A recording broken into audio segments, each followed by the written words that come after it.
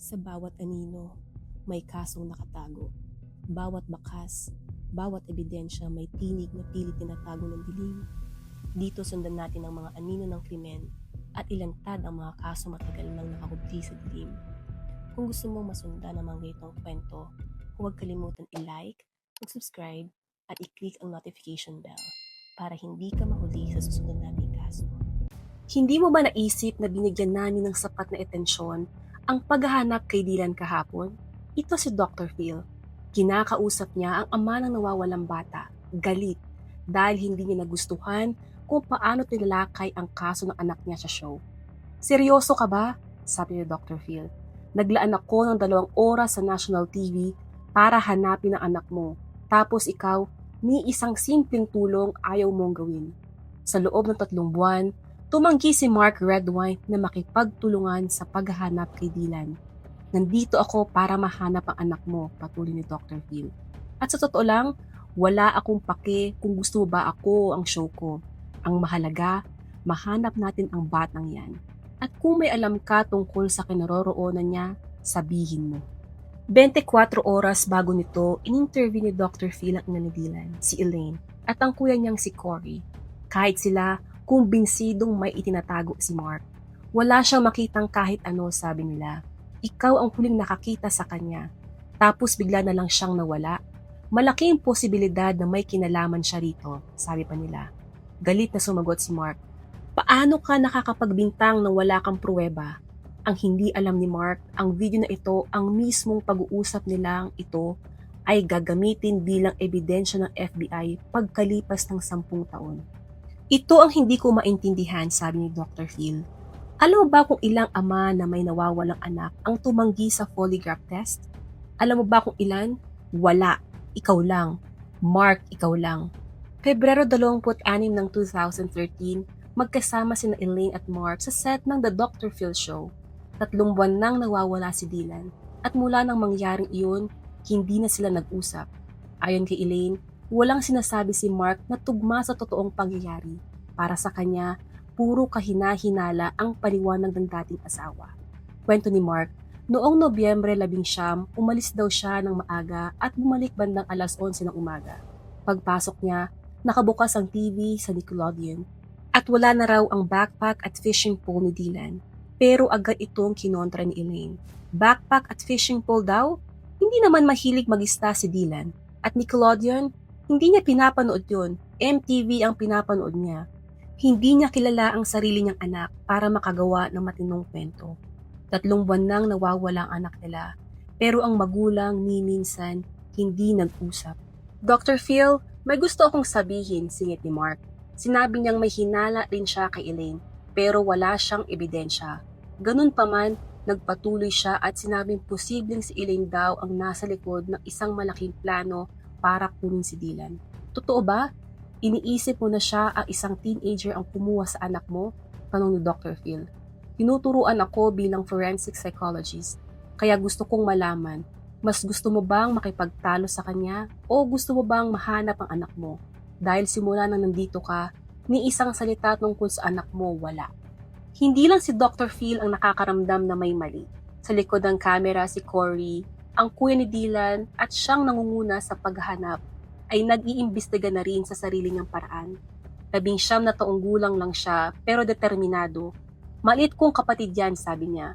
Kung may makakaligtas siya yun, hindi kami titigil hanggang mahanap namin kung sino ang gumawa nito sa kapatid ko. At dito nagsimula ang lahat. 3 buwan bago ang araw na ito. Papalapit na ang Thanksgiving at pinayagan ng family court si Mark na makasama ang bunso niyang anak na si Dylan para sa holiday. Ayaw talaga ni Dylan pumunta. Sobrang may sakit si mama noon, may cancer, kwento ni Elaine. Alam niya baka iyon na ang huling Thanksgiving niya. Gusto ni Dylan na makasama namin siya. Tinawagan niya ang abogado niya. May magagawa ba ako? Tanong niya. Sagot ng abogado, wala talaga. Court order yan. Kailangan mo siyang paupuin sa eroplano. Paglapag ni Dylan, nagsimula na siyang mag-text sa kaibigan niyang si Ryan. Base sa phone records, ayaw siyang payagan ni Mark na makipagkita sa kaibigan niya noong gabing iyon. Kaya nagplano si Dylan na magkita sila kinabukasan ng sobrang aga, 6:30. Makikita mo na maaga pa lang Ipinapakita na ni Dylan na narito lang siya dahil pinilit ng korte, pero wala siyang interes na makasama ang tatay niya. Kinabukasan, maagang nagising si Ryan at naghintay, pero hindi dumating si Dylan. At buong araw, wala siyang nakitang ninuman. Kinagabihan, nag-text si Mark kay Elaine. Tinatanong kung narinig niya si Dylan. Hindi ko siya mahanap. Nanginig si Elaine. Wala siyang sinal na minuto. Tumawag agad siya ng pulis para i-report na nawawala si Dylan. "Hi, ako si Elaine Redwine," sabi niya sa call. "Nasa Durango ang anak kong si Dylan kasama ang tatay niya. Nag-text sa akin ang tatay niya at sinabing hindi niya mahanap si Dylan. Pero hindi pa siya umaabot ng 24 oras doon at nawawala na." Una, hindi siya pinaniwalaan, pero nang sabihin niyang papunta na siya sa Durango, doon pa lang nila naramdaman na seryoso ito. Search for missing Colorado teen. Sa Durango, agad naglunsad ng search operation si Roy Vreeland, local fire chief. Matinding lugar ito, sabi niya, isa sa mga pinaka-rugged sa North America. At ngayong gabi, babagsak ang temperatura sa below freezing. Bago pa dumating sina Elaine at Corey sa town, may kutob na agad ang search team kay Mark. Hindi nila kilala ang ama at anak, pero mula pa lang sa unang araw, may mali. "Lumabas ako alas 12:30 hanggang 1:00 ng madaling araw," sabi ni Vreeland. "Ang napansin ko, ni minsan hindi lumabas si Mark, hindi ako kinausap, at pinatay pa niya lahat ng ilaw sa bahay niya. Madalas, ang magulang iilawan nila ang buong bahay, parang beacon, pero siya, parang matutulog lang." At hindi dito nagtapos ang pagiging kahina-hinala ni Mark. Sa loob ng 3 buwan, tumanggi siyang sumali sa search effort. Binlock ang phone ni Elaine at Corey. At iniiwasan ang news crew na araw-araw nasa labas ng bahay niya. Dumating sa punto na nagprotesta na ang mga taga-lugar sa harap ng bahay niya. Desperado sa sagot. Siya ang huling nakakita kay Dylan, sabi ni Corey, habang naghahanda para sa isa pang interview, pero ayaw niya tumulong o sumagot. "Para ma-focus ulit ang atensyon kay Dylan, kailangan naming alisin ito sa taong huling kasama niya." Pagsapit ng winter, isinara ang search area. Habang humihina ang pag-asa ng pamilya, lumalakas naman ang galit nila kay Mark at sumabog ito sa set ng Dr. Phil. "I think may kinalaman si Mark," sabi ni Corey. "Bakit?" tanong ni Dr. Phil. "Wala siyang ginawa kahit ano mula nang mawala si Dylan. Hindi raw pumunta si Mark sa mga benefits, hindi nagpakita sa birthday vigil, hindi tumulong sa donation fund. Masama bang marinig yan sa'yo?" tanong ni Dr. Phil. "Oo," sagot ni Corey. "At hindi ka man lang nagmamalasakit," sagot ni Mark. "Anong emosyon ang gusto mong makita sa akin? Action! Gawin mo ang kahit ano para mahanap si Dylan." Habang tumatagal, mas nagiging malinaw ang larawan. Para kay Corey, wala si Mark bilang ama. Para kay Mark, sinusubukan ni Corey na siraan siya. "Hindi naman talaga tumitingala si Dylan kay Mark," sabi ni Corey. "Meron silang relasyon, pero hindi yon ang gusto ni Dylan." Nag-init ang sagutan. "I don't like you. I hate you," sabi ni Corey. "Wala akong naging papel bilang ama." Hanggang sa dumating ang pinakamalaking revelasyon. Ilang buwan bago mawala si Dylan, nakita niya ang isang nakatagong folder sa laptop ng tatay niya. Nandun ang dose-dose ng larawan ni Mark na sobrang disturbing, hindi pwedeng ipakita. "Horrifying," sabi ni Corey. "Itinadya iyon," sagot ni Mark. "Photoshop, hindi ako yan. Hindi ako yan sa larawan." Nang matunaw na ang snow sa bundok, nagpatuloy ang search operation. Sa panahong ito, biglang nagpakita si Mark at kinontak ang lead investigator na si Tonya Galbraith. Kwento ni Mark, habang inaayos daw niya ang 4-wheeler sa garahe, bigla raw lumitaw ang fishing pole ni Dylan. Imposible, na-search na ang garahe, na-photograph na, wala iyon dati. Sa loob ng maraming buwan, nakatutok ang search sa lawa, malapit sa bahay ni Mark. Ngayon, malinaw na. Pwede niyang iniligaw ang search team dahil dito, nagsimulang mag-imbestiga sina Corey at ang stepfather niya sa sarili nilang paraan. At minsang madaling araw, nahuli nila si Mark sa bundok. Nang makatanggap ako ng tawag na nakita si Mark na bumababa mula sa Middle Mountain Road, doon na namin ibinuhos ang atensyon namin.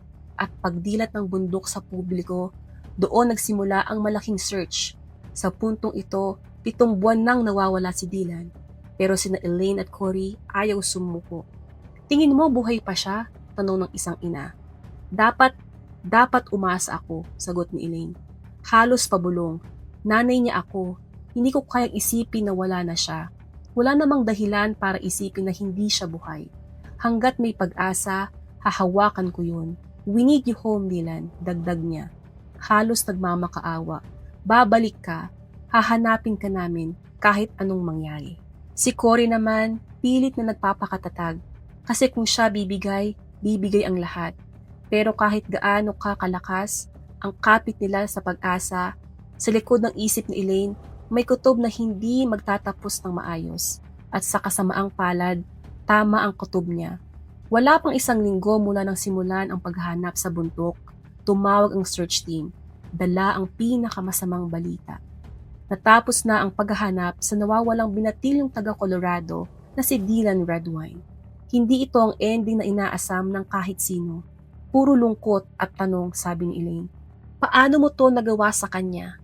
Hindi niya makalimutan ang tawa ng anak. Mas inuna pa niya ang iba kaysa sa sarili niya. Marami sana siyang mararating. Para kay Cory, para siyang tinanggalan ng parte ng puso niya. Ang hirap gumising na wala na yung parte na iyon, sabi niya.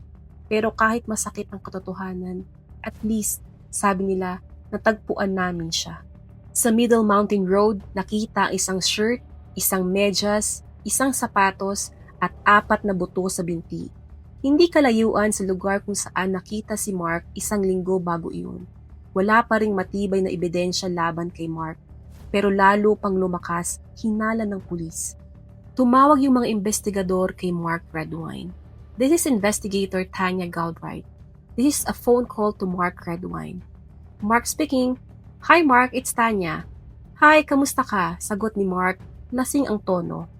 Oh, I'm living the dream. The dream. Mark, lasing ka ba? Hindi ako lasing. Bakit ganyan ka magsalita? Sinagot niya ng pang-iinsulto si Tanya. Sinasabing mababaw daw mag-isip at may kabasusan pang sinabi tungkol sa mga babae. Straight to the point, Tanya. Hindi mo ba naisip kung gaano ka-amazing na may nakita kaming mga remains sa Middle Mountain? Sa gitna, nawala. Sagot ni Mark, 2% lang yan ng remains ni Dylan. Hindi pa yon ibig sabihin na nahanap siya. Pero mariing sagot ni Tanya, Oo Mark, nahanap na namin siya. At kung hindi kami umakyat doon, hindi namin malalaman.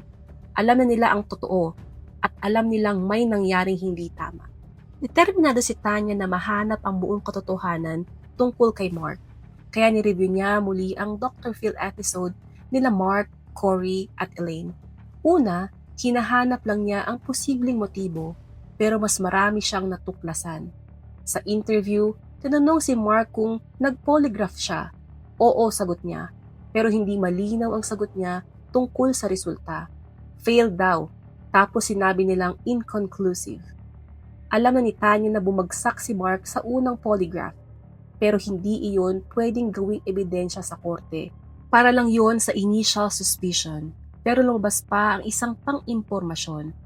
Sa isang backstage segment, bumalik si Mark sa Dr. Phil para mag-second polygraph test. Ayaw niya nung una, pero pumayag din. Inayos lahat ni Dr. Phil. Si Jack Tremarco, isa sa pinaka-respetadong polygraph experts sa Amerika, handang mag-test kay Mark. Pero 20 minutes pa lang nagpaalam si Mark. Hindi ko kaya, sabi niya. 3 oras lang daw ang tulog niya at kalahating bote ng alak ang ininom niya kagabi. Hindi raw niya kaya ang polygraph. Shock ang lahat. Kung ang anak mo nawawala, bakit ka tatanggi? Dapat nga halos tumalon ka sa tuwa para gawin ang test na to, sabi ni Dr. Phil. Ikaw ang huling nakakita sa anak mo. Alam mo ba kung ilang ama ang tumanggi sa polygraph sa buong karir nitong si Jack? Ilan? Sagot, wala. Ikaw lang, Mark. Ngayon, may malinaw ng pattern si Tanya. Failed ang unang test, tumanggi sa pangalawa, at puro kahina-hinalang galaw. Wala pang solid proof, pero kumbinsido na siya at hindi siya nag-iisa. Sa huling minuto ng segment na puno si Dr. Phil. Isang bihirang eksena sa buong karir niya.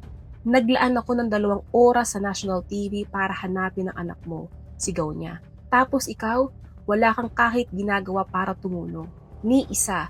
Tapos may gana ka pang magreklamo at ang huling linya niya, wala akong pakialam kung gusto mo ako ang show ko. Nandito ako para hanapin ang anak mo. Importante sa akin na mahanap natin ang batang yan. At kung may alam ka kung nasaan siya, kailangan mong sabihin sa amin. Alam mo ba kung nasaan siya? Hindi, wala akong alam.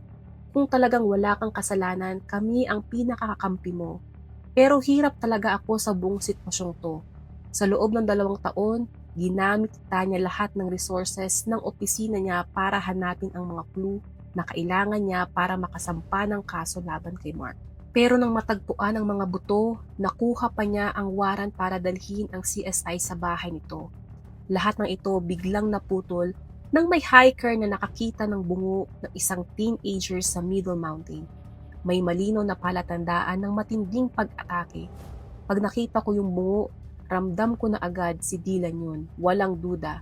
Kahit ang forensic experts ay kinumpirma, sa kanya nga ito. At muli, salungat ito sa mga pahayag ni Mark. Sa mga nakaraang buwan, pilit niyang tinutulak ang teorya na baka aksidenteng nabaril si Dylan ng hunter. Posible bang umalis siya papalayo na pagkamalang hayop o nabaril, sabi ni Mark. Pero hindi ito kinagat ng Deputy DA na si Christian Champagne na matagal nang tumutulong sa investigasyon. Para sa kanya, isa lang itong paraan ni Mark para iligaw ang investigasyon. Opisyal nang inanunsyo ng mga investigador ang 13 anyos ay pinatay. At hindi lang basta suspicious death ang kaso, naging homicide.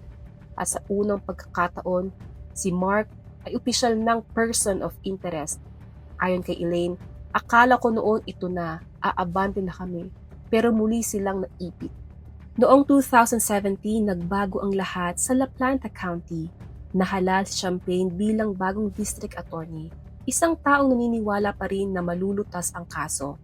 Halos 5 taon silang nag-ipon ng ebidensya, kaya ngayon, ginawa niya itong top priority. Magpapatawag tayo ng grand jury, sabi ng bagong DA, at tignan natin kung ano ang magiging desisyon nila. At doon, naglabas na indictment ang grand jury. Second-degree murder at child abuse laban kay Mark. Agad-agad inaresto siya sa isang highway sa Washington State. Hindi niya inaasahan na mangyayari ito. Kampante siyang hindi na siya kakasuhan. Sa Colorado, kailangan ng premeditation para maging first-degree murder. At hindi ito maipakita ng prosecution na plano ni Mark ang pagpatay. Naniniwala si Tanya at Christian na nangyari ito dahil sa isang partikular na pangyayari ilang buwan bago mawala si Dylan. Ang pagkakadiskubre ni Dylan at Cory sa madilim na lihim ng kanilang ama. Isang bagay na hindi kayang intindihin ng isang 13 anyos. At isang bagay na kailanman hindi nila maisip na makikita mula sa sarili nilang ama. Sa trial, binasa ni Elaine ang huling text messages nila ni Dylan. Kahit ilang ulit niya itong makita, hindi pa rin niya magawang basahin ng hindi pinipigilan ang pag-iyak. Sinubukan pa ng defense na sirain si Elaine dahil sa pagbanggit niya kay Mark bilang posibleng may kinalaman sa pagkawala ni Dylan sa Dr. Phil. Pero hindi gumana. Nakita ng jury ang isang ina na nagluluksa, hindi ang sinasabi ng depensa. Ang pinakamahalagang saksi ay si Cory. Sa loob ng maraming taon, itinago niya ang buong kwento para maggamit ni Champagne sa tamang oras.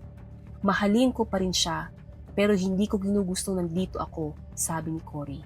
Tinanggap niya na nakita nila ang mga larawan at iyon ang naging ugat ng tensyon. Hindi namin sasabihin ang detalye, pero malinaw na hindi ito kayang dalhin ng isip ng isang bata. Nag-message si Dylan kay Cory nung gabing iyon. Ramdam na ramdam niya ang init ng pagtatalo nila ni Mark. Puno ng galit, puno ng frustration. Nais si Dylan ipakita sa ama ang nakita nila, hindi para saktan ang damdamin nito, kundi para ipamukha ang katotohanang matagal niyang itinatanggi.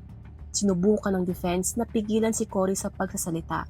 Sinabing Photoshop daw ang lahat. Pero handa si Champagne. Ipinakita niya ang clip mula sa Dr. Phil kung saan inamin mismo ni Mark na genuine ang mga larawan. Siya mismo ang gumawa nito. Ang prosecution ay hindi para manira, kung hindi para ipakita ang motibo. At ngayon, malinaw na. Sunod na iniharap ni Champagne ang physical evidence na tinipon ni Tonya sa loob ng mga taon. Sa gitna ng courtroom, inilagay ang totoong furniture at floorboard na nakitaan ng dugo, nakita ng jury ang layout at ang distansya, ang mismong piraso ng ebidensya. May dugo sa couch, may dugo sa sahig, may dugo sa mesa at lahat ng iyon kumpirmadong dugo ni Dylan. Pagkatapos ng 6 na oras sa deliberation, guilty si Mark Redwine sa lahat ng charges. Walang kahit katiting na pagsisisi. Umangat si Cory at nagbigay ng huling mensahe. Hindi ko na maibabalik si Dylan, pero maipapakita ko sa mundo kung gaano siya katapang. Siya ang bayani ko. Noong 2022, bumalik si Elaine at Cory sa Dr. Phil. Halos 10 taon na ang lumipas simula nang mawala si Dylan. At ngayon, may hustisya na. Si Mark Redwine, ang tao umupo pa mismo sa stage ni Dr. Phil at itinanggi ang lahat, ay nahatulan ng 48 taon sa kulungan. Kung hindi raw nagpatuloy ang pamilya, hindi mangyayari ang hustisyang iyon. Pero higit doon, nagbago si Cory. May sarili na siyang pamilya ngayon at ginagawa niyang inspirasyon ang pinagdaan nila. Lahat ng sakit, ginawa kong lakas, sabi niya. At ang pinakamalaking pagpapakita ng tapang ay nang tanungin sila matapos ang sentencing. Paano niyo gustong maalala si Dylan? Saglit silang tumahimik at saka sinabi ni Elaine, hindi mo malilimutan si Dylan. Siya ang nagbigay saya sa buhay ng maraming tao at gagawin namin lahat para tandaan kung sino talaga siya. Hindi yung nangyari sa kanya, kundi ang liwanag na dinala niya sa buhay namin. Ibang klase ang kwentong to. Hanggang ngayon ang daming tanong na hindi pa rin masagot. Kayo, pagkatapos nyo marinig ang buong nangyari, ano sa tingin nyo ang pinaka nakakapagtaka? Ilagay nyo sa comments, gusto kong malaman ang pananaw nyo. Kung umabot ka sa dulo ng video na ito, maraming salamat sa panonood. Dahil sa bawat kwento may katotohanang dapat pakinggan at may leksyong dapat pag-isipan. I-comment nyo rin kung saan kayo nanonood at anong oras nyo ito pinanood. Gusto rin naming malaman ang inyong kwento.